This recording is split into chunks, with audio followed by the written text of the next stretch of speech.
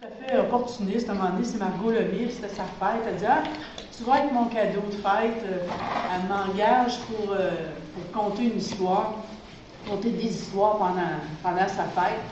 Margot était très femme qui court avec les loups, des contes de guérison, puis d'âme, puis tout ça. Fait que j'ai commencé à compter comme ça. C'est vraiment, Margot est un mentor pour bien des gens, fait qu'elle a été aussi pour moi. Puis j'ai commencé à compter comme ça, des contes de guérison, des contes pour l'âme. Et ensuite, j'ai travaillé en maison d'hébergement pendant une dizaine d'années. J'ai travaillé avec les Autochtones. Fait que ça a resté que mon répertoire est quand même un répertoire assez intense, qu'on peut dire. Il y en a qui disent des contes à morale, là, mais... Fait que, moi, quand je suis arrivée en Abitibi, c'est sûr que j'étais encore toute jeune, il y a 40 ans. Alors, je ne connaissais pas du tout les mœurs. En Abitibi, comme partout ailleurs, dans un village, il y a toujours des gens qui, on dirait, qui ne font pas partie de la gang, ils sont un peu à part, ils sont dans le rang, ils sont dans un quartier où il y a toujours une raison pourquoi ces gens-là, ils font pas partie de la grosse clique, on dirait. C'est comme des gens qui se tiennent plus entre eux autres. Fait que moi, ça m'a frappé quand je suis arrivée. C'était un couple de personnes qui avaient une ferme puis qui restaient genre dans le fond du rang cul-de-sac, fond tout le kit, là, qui était là, qui avait une ferme avec des vaches et tout le kit de la terre. Puis, dans le fond, la seule affaire qu'il y avait qui en faisait des gens différents, c'est qu'il était vieux. Il était plus vieux que la moyenne des gens habituellement qui ont une terre. Actuellement, ils se débarrassent ou ils vendent avant d'arriver assez âgés. Eux autres, ils restaient avec leur fils. Leur fils, qui était rendu plus vieux que la moyenne aussi. D'habitude, les enfants, ça part de bonheur. Je sais qu'aujourd'hui, c'est pas comme ça. Je sais aujourd'hui que les enfants, ça reste plus longtemps. Mais là, dans ce temps-là, il y avait 40 ans quand même. C'était quand même assez vieux. Fait que comme dans tous les villages, des coins, il y avait là, ben là, c'est parce qu'il est là pour avoir il veut avoir l'héritage, il veut pas se prendre de loyer, il est gratteux, il veut pas se faire à manger, il veut pas faire son lavage, mais heureusement, il y avait des bonnes langues qui disaient que Gaston, qui s'appelait Gaston, qui était là parce que c'était une grande dame, puis qui aimait la ferme, puis qui aimait l'élevage, puis qui voulait prendre soin de ses vieux parents, puis dans le fond, que c'était un bâton de vieillesse. Fait que ce qui devait arriver arriva. Les parents décédèrent, et Gaston, parce que ça lui revenait, il a eu l'héritage, il a eu la ferme, il a eu les vaches et tout ça. Un magnifique troupeau que le père et le grand-père avaient bâti, vache par vache, taureau par taureau. Un troupeau de Hereford, fortement bien adapté au climat d'Abitibi, avec une belle fourrure laineuse, puis des vaches à lait aussi à travers de ça. Et Gaston s'était sali ce troupeau-là, fait qu'il est resté là. Dans le rang pas loin à côté, il y avait aussi une famille qui était plus âgée que la moyenne. Puis qu'eux autres aussi, il y avait une fille, par contre, une fille qui approchait la quarantaine. Eux autres, c'était l'agriculture, ils faisaient pousser des navets, des carottes, des légumes racines. Puis eux autres aussi, ils avaient gagné des prix pour les plus beaux navets. Mais ils étaient pognés avec une fille. Fait que c'est pas pareil comme un gars à qui on peut tout laisser. Il faut absolument même marier la fille pour que l'héritage aille avec un homme dans le cheptel, si je peux dire. Fait que elle s'appelait pas Gaston et Josette. Josette, elle n'était pas mariée, mais pas pour les mêmes raisons. Josette, elle avait les cheveux un peu griffus. Elle avait quelques tétines. Elle avait le sourcil un peu plus épais que la moyenne. Puis elle avait les deux yeux mal alignés. À cette époque-là, pas de traitement, les dents un peu hirsutes. Puis la mère faisait de la couture et elle n'avait pas la main habile. Et on aurait dit qu'elle avait aussi une jambe pas tout à fait à égalité de l'autre. Fait que la Josette, elle n'avait pas eu de prétendant, elle n'avait pas eu de demande, la pauvre, elle n'avait pas été vraiment avantagée. Fait que le père, se voyant vieillir, inquiet, il part à la recherche d'un prétendant. À 40 ans, a trouvé un prétendant, les meilleurs sont pris habituellement. Fait qu'il fait le tour, il fait le tour, il fait le tour, il se rapproche, puis il se rapproche, puis il se rapproche de où ce qui reste, pour finalement se ramasser que le seul qui reste, c'est Gaston. Il va voir le Gaston, puis il dit, ben là, ma fille, elle est câline, elle sait faire la cuisine, elle sait faire la couture, elle est bonne dans le jardin. Gaston, une femme dans la maison, là, pas sûr, là. Il se débrouille très très bien, il se fait des œufs frits sur le plat, il est capable de se faire des toasts, il reste des canages de la mer, une fois par année, il y a les femmes du village qui viennent y faire son ménage. Avoir une femme dans la maison, c'est de l'ouvrage. Hey, là, ça va vouloir avoir la pompe à eau dans la maison.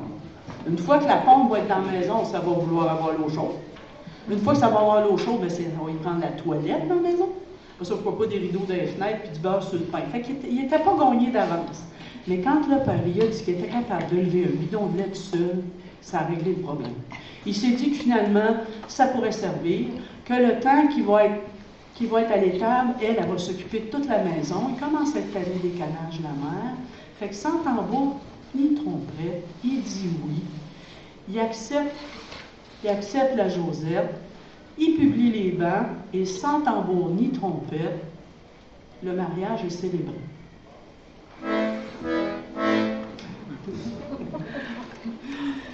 C'est sûr que ça ne fera pas un grand voyage de noces, on s'entend là-dessus. Avec un troupeau, avec des vaches à lait, on ne peut pas aller bien loin. C'est sûr que ça ne fera pas non plus des enfants forts, sur 40 ans passés. On dit qu'une femme coûte cher, mais des enfants, ça coûte encore plus cher. Tu élèves ça, tu donnes le meilleur de toi-même, tu donnes l'éducation, puis quand ils sont en âge de rapporter, ils s'en vont. Un gros. Fait qu'il n'y en aura pas d'enfants non plus. Il faut dire que le Gaston, avec le temps, il ira mieux de pas. Il devient de plus en plus gratteux. Il gratte sa chandelle, il gratte ses allumettes, il gratte sur l'eau de la pompe des jours qu'on peut voir. Fait que toutes ces conditions de vie-là, c'est un peu dur sur la Josette. Sa santé, pas forte. Elle se plaint pas, elle fait son ouvrage. Elle fait l'aide de son mari à faire le train, elle fait le ménage, elle fait toutes ses tâches sans se plaindre. Puis Gaston, ben lui, il s'en rend pas compte. Fait qu'elle a l'estomac qui traîne un peu dans les talons. Elle a le rhume dans le genou. Elle a mal au rein. Elle branche dans le manche. Elle file pas vraiment. Puis Gaston, lui, tout à ses vaches, il s'en rend même pas compte.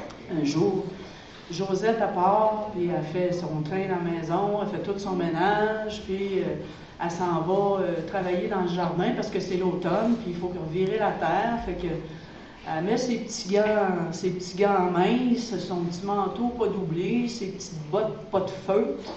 Puis elle s'en va dans le jardin, puis elle tourne la terre pour essayer d'enlever les dernières roches qui restent, puis enlever les dernières mauvaises herbes, puis enlever les cailloux, puis voir s'il ne resterait pas un trognon de carotte quelque part. Quand tout à coup, elle tombe sur quelque chose de dur, mais il y a quelque chose de vraiment dur, ça lui a fait « Ah, c'est fini! » Elle se lève debout. Elle s'en va à l'étable, puis elle dit « Gaston, travailler dans le jardin, là, j'ai trouvé de quoi dans le jardin, quelque chose de dur, je ne file pas pantoute.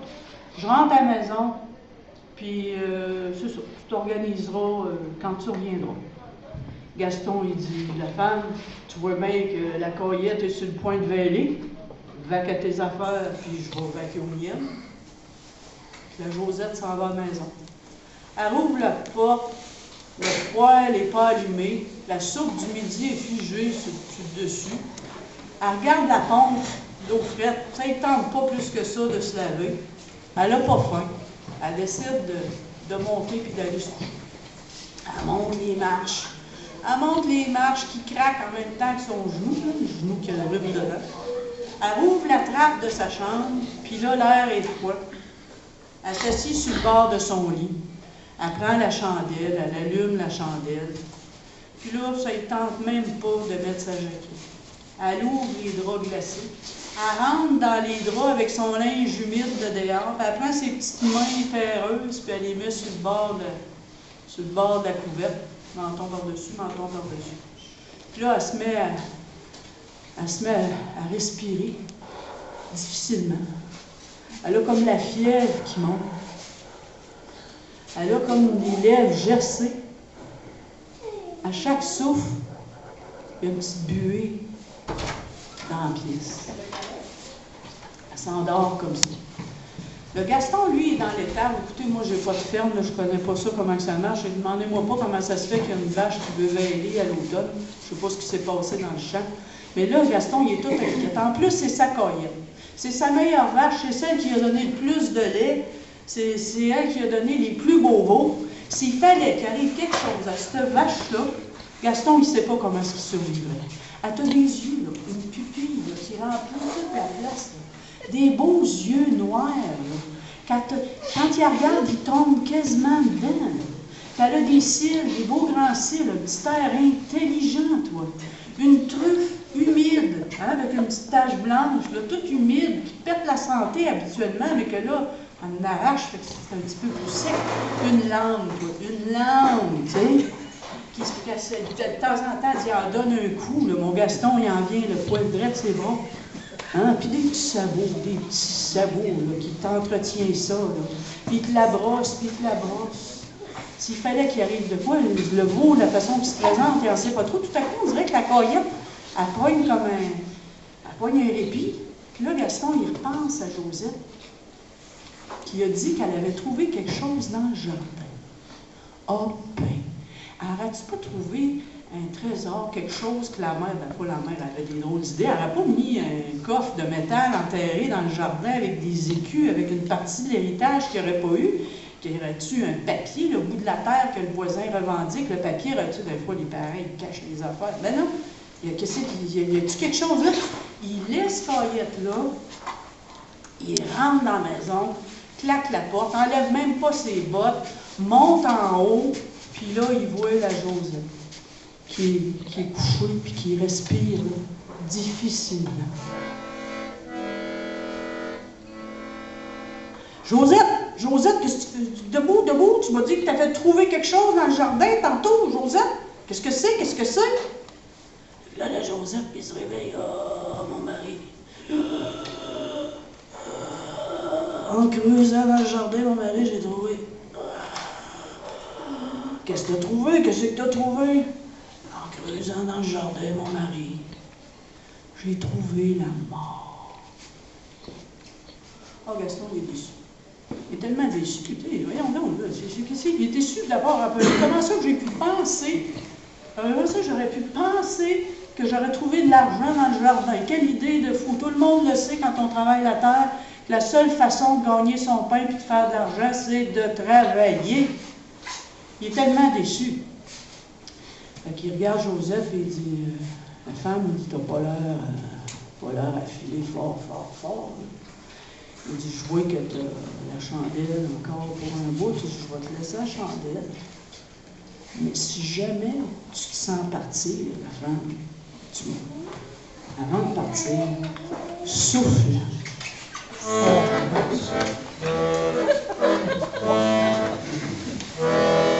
Ainsi va la simple histoire de Josette et de Gaston. Ce n'est pas la mer à boire, mais ça porte à réflexion. Que vaut la vie?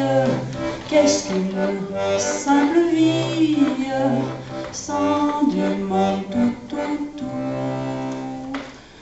Car la vie est si fragile, à mon avis, elle n'est pas facile.